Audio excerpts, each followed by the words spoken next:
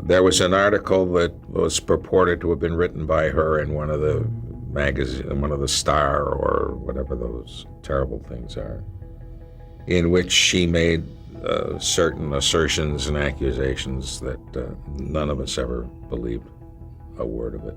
Television has never seen a betrayal quite like this. Happy Days gave America one of the most emotional farewells in TV history, only for ABC to destroy it overnight and leave the cast trapped in the wreckage. In 1984, the show was meant to close with Tom Bosley's heartfelt goodbye, a moment of pure closure after 11 seasons with the Cunningham family. But that blunder from ABC left fans heartbroken and the legacy fractured. How did it all go wrong?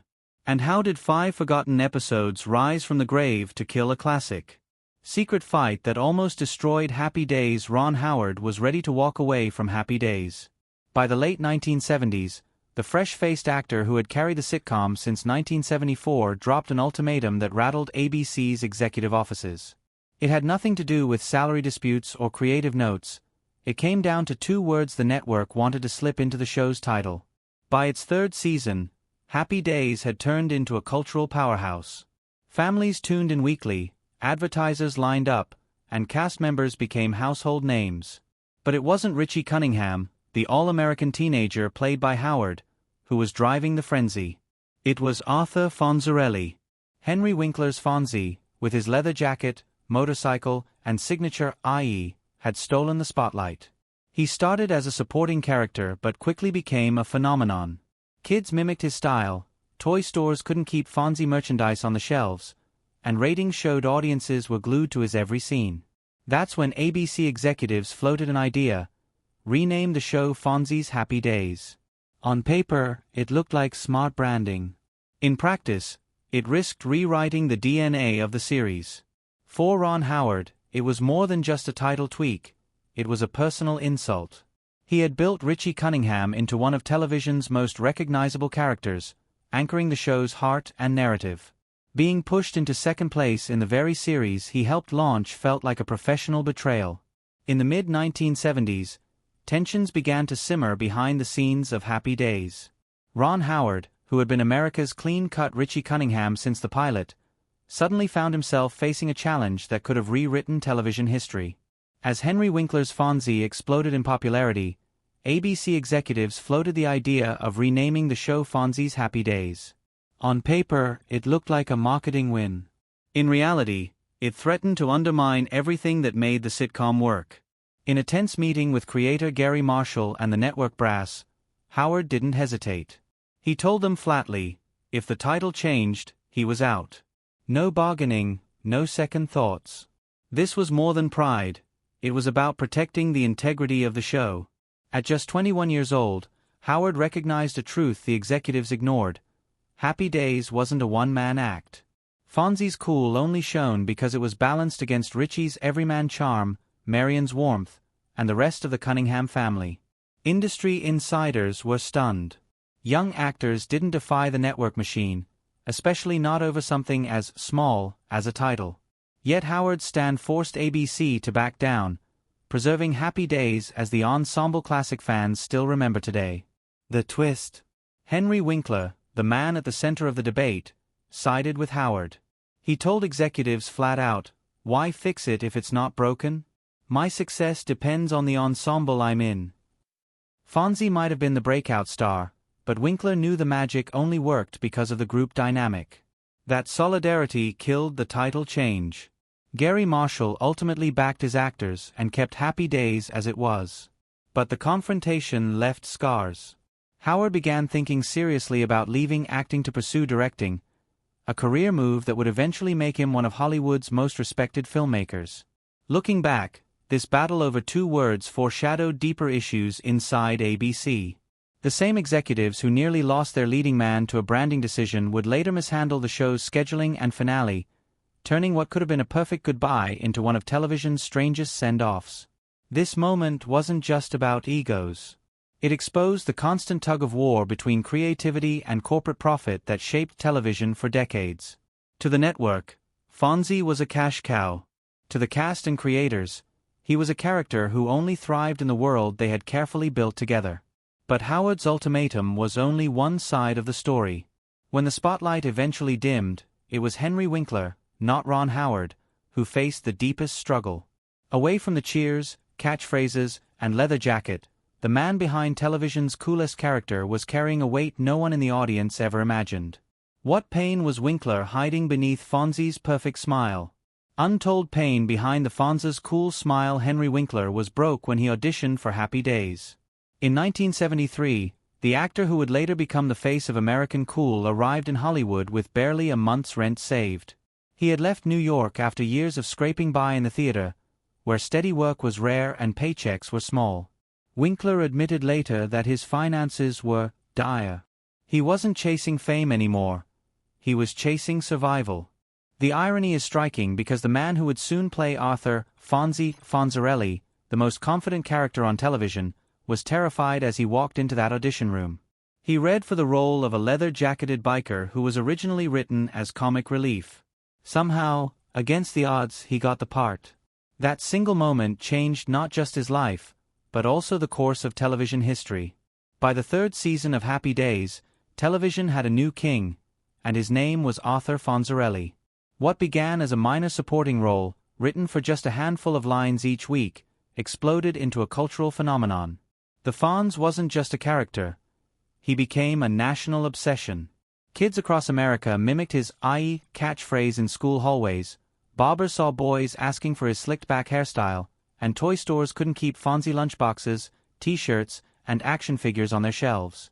Henry Winkler, who had been a struggling stage actor before landing the part, suddenly found himself one of the most famous faces in America. He graced magazine covers, appeared on talk shows, and received more fan mail than the rest of the cast combined. Audiences didn't just like the Fonz. They tuned in every week specifically to see what he would do next. By 1976, Fonzie was being written into nearly every storyline, and producers even moved his character into the Cunningham household to give him more screen time. Within just 2 years, Henry Winkler had gone from an unknown actor to a pop culture icon, reshaping Happy Days and television itself forever. But fame came with a hidden cost. For more than a decade, Winkler was the Fonz. The leather jacket, the motorcycle, the slicked-back hair, these weren't just character details. They became part of his identity. He poured himself so completely into the role that the line between Henry Winkler and Arthur Fonzarelli started to blur.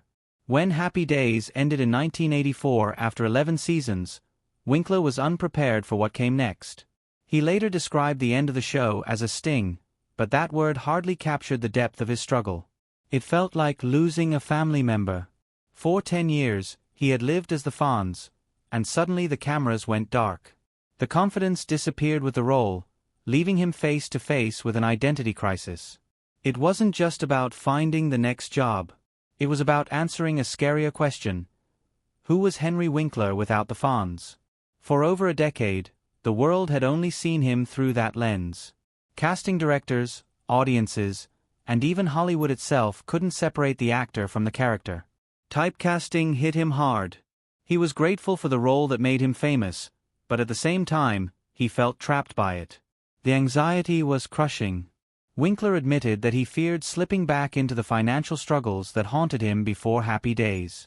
He had achieved everything actors dream about: fame, wealth, and cultural immortality, but inside, he felt the same insecurity he carried when he arrived in California with only a few dollars to his name. Hollywood wasn't making it any easier.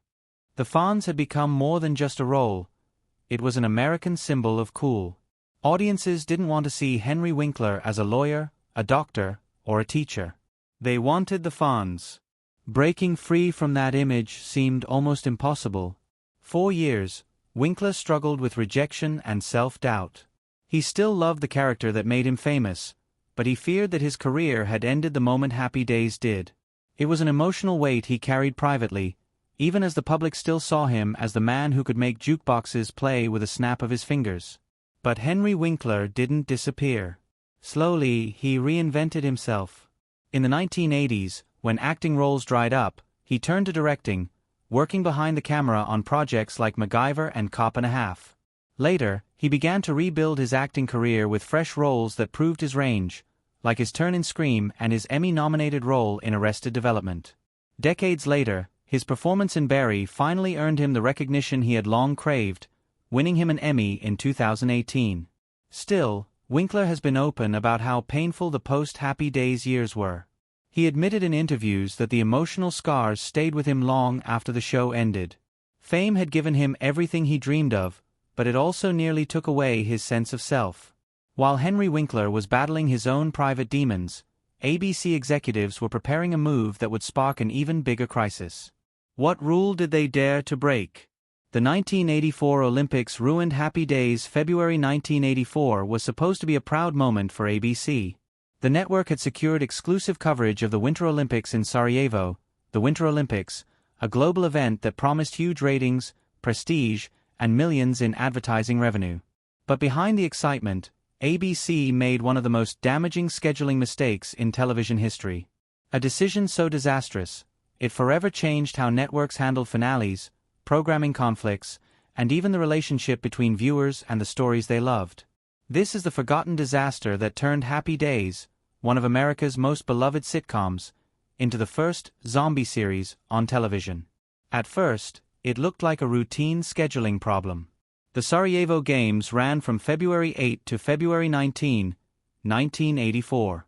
ABC, as the rights holder, cleared its primetime slots for nightly coverage of figure skating, skiing, and ice hockey. This meant that several shows were pushed out of their usual time slots, including Happy Days, which was already in its final season after an 11-year run. The displaced episodes weren't random filler. They were supposed to air in February as part of the show's final stretch leading up to its big goodbye. ABC's executives were faced with a choice: delay the finale until summer to make sure every episode aired in order, or stick to their May finale schedule and figure out what to do with the leftover episodes later. They chose the second option, and that choice broke television's most sacred rule. On May 8, 1984, Happy Days aired its series finale, Passages. It was an emotional farewell. Joni and Chachi got engaged. Fonzie, the show's cultural icon, finally adopted a son. And Tom Bosley, as Mr. Cunningham, gave a heartfelt toast to family and friendship.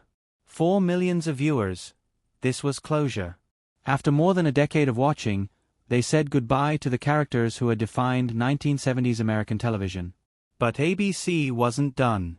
Once the Olympics were over, they still had those unaired February episodes. Instead of shelving them, the network brought Happy Days back in June and July, months after the finale. To audiences, it felt like the dead had risen.